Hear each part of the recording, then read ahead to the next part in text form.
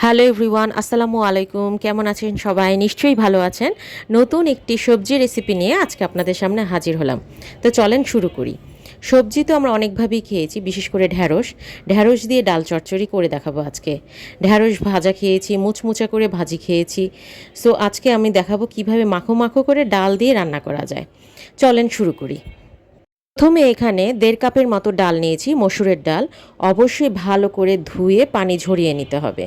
পানি ঝরানোর পরে একটি পাত্রে, যে পাত্রে আমি রান্না বসাবো সেই পাত্রে নিয়ে এখানে 2টো পেঁয়াজ কুচি, 4-5টি কাঁচামরিচ ফালি করা এবং সাথে কিছু মশলা অ্যাড করব। মশলাগুলোর মধ্যে হচ্ছে প্রথমে আমি এখানে রসুন বাটা নিয়ে নিচ্ছি হাফ চা চামচ। এখানে হলুদ গুঁড়ো যাবে হাফ চা চামচ, জিরা গুঁড়ো যাবে হাফ চা চামচ। কোনো মরিচের গুঁড়ো আমি এখানে অ্যাড করছি না, যেহেতু আমি ঝাল ঝাল কাঁচামরিচ ইউজ করেছি, সেই ক্ষেত্রে এখানে মরিচের গুঁড়া অ্যাড হবে না। ঢ্যাঁড়সের পরিমাণ বলে দিচ্ছি। ঢ্যাঁড়স ছোট সাইজের, এখানে প্রায় 200 গ্রাম নিয়েছি এবং ঢ্যাঁড়সটা কাটার আগে ধুয়ে নিতে হবে। ধুয়ে আপনি আপনার মন মতো সাইজ করে নেবেন। বড় ঢ্যাঁড়স হলে 2-3 টুকরা, আর ছোট ঢ্যাঁড়স হলে 2 টুকরা করলেই যথেষ্ট মাঝখানে। তো ঢ্যাঁড়সটা আমি পরে দিব, আগে আমি মশলা দিয়ে আর প্রায় হাফ কাপের মতো পানি দিয়ে এটাকে খুব ভালো করে মেখে চুলোয় বসিয়ে দিব। আর হ্যাঁ, অবশ্যই স্বাদ মতো লবণ যাবে। এই ধরনের চচ্চড়ি টাইপ তরকারিতে লবণের পরিমাণটা একটু বুঝে শুনে ব্যবহার করবেন, যেহেতু লবণ মানে কোনো ঝোল ঝোল হবে না, সেক্ষেত্রে লবণ অ্যাডজাস্ট করার কোনো উপায় নেই। আর সর্বশেষ যেটা দিয়ে দিলাম সয়াবিন তেল 1 টেবিল চামচ। সয়াবিন তেল 1 টেবিল চামচ ব্যবহার করবেন। অতিরিক্ত তেল, অতিরিক্ত পানি আসলে এই ধরনের চচ্চড়ি ভালো লাগে না। অনেকেই মনে করি চচ্চড়ি মানেই হচ্ছে অনেক বেশি করে তেল দিতে হবে, না, একদমই না। তেল কম দিয়ে আজকাল আমরা হেলদি সবজি খেতে পছন্দ করি, যারা সবজি লাভার আছেন। আর ঢ্যাঁড়সের দিন এখন, যেহেতু এই দিনে ঢ্যাঁড়স খুব সুন্দর পাওয়া যায়, তো সবসময় একঘেয়েমি না খেয়ে চেষ্টা করবেন ডালের প্রোটিন প্লাস ঢ্যাঁড়সের যে ভিটামিন, দুটো একসাথে কম্বিনেশন করে কিভাবে একটা হেলদি খাবার তৈরি করা যায়।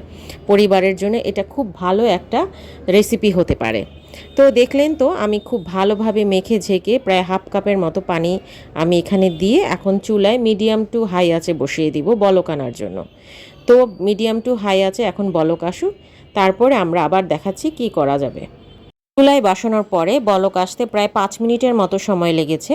5 মিনিটের মধ্যে দেখুন বলক এসে গেছে। হ্যাঁ, এই রান্নায় কিন্তু খুব বেশি নাড়াচাড়া করা যাবে না, আপনাকে জাস্ট 1-2 মিনিট পরে উঠিয়ে দেখতে হবে কি অবস্থায় আছে।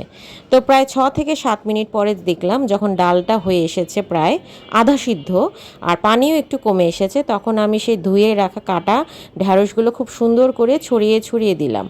এটাকে এমনভাবে ছড়িয়ে দিতে হবে যেন সবগুলো সাইডে সমানভাবে তাপ পায়, সমানভাবে সেদ্ধ হয়। কারণ ঢ্যাঁড়স যেহেতু নরম সবজি, এইটা বেশি নাড়াচাড়া করলে ঢ্যাঁড়সের ভিতর থেকে যে আঠালো ভাবটা সেটা বেশি ছড়িয়ে যায় এবং সেটা খেতেও ভালো লাগে না। তাই ডাল চচ্চড়িতে ঢ্যাঁড়সটা একদম ছড়িয়ে দিলে দেখুন খুব সুন্দরভাবে বলক উঠে এসেছে। আমি কিন্তু চুলার জালটা মিডিয়াম টু হাই আঁচে রেখেছি। চচ্চড়িতে মিডিয়াম টু হাই আঁচে রাখলেই ভালো।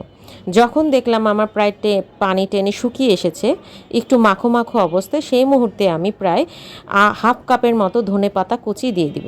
ব্যাস, আমার লবণ টেস্ট করাও এর মাঝে শেষ হয়ে গিয়েছে আমার ডাল দিয়ে ঢ্যাঁড়সের চচ্চড়ি। আপনারা ধনেপাতার পরিমাণটা বাড়িয়ে কমিয়ে দিতে পারেন, কোনো সমস্যা নেই। তো বসে গেলাম আমি আমার ঢ্যাঁড়সের চচ্চড়ি, এবং সাথে কিন্তু স্পেশাল কাজরি মাছের চচ্চড়িও করেছি। আমার রেসিপি দেওয়া আছে চ্যানেলে, আপনারা চাইলে ডেসক্রিপশন বক্সে লিংক দেওয়া আছে, দেখে আসতে পারেন, ভালো লাগবে অবশ্যই। আমি এই টাইপের চচ্চড়ি আমার আর আসলে কিছুই লাগে না, সাথে একটা লেবু হলেই হয়। তো আশা করছি রেসিপিটি আপনাদের ভালো লেগেছে। যদি ভালো লেগে থাকে অবশ্যই চ্যানেলটি সাবস্ক্রাইব করে পাশে থাকবেন। সব সময় আমাকে লাইক করবেন, শেয়ার করবেন, কমেন্ট করে জানাবেন কোন ধরনের রেসিপি আপনারা পছন্দ করেন। আসসালামু আলাইকুম সবাইকে।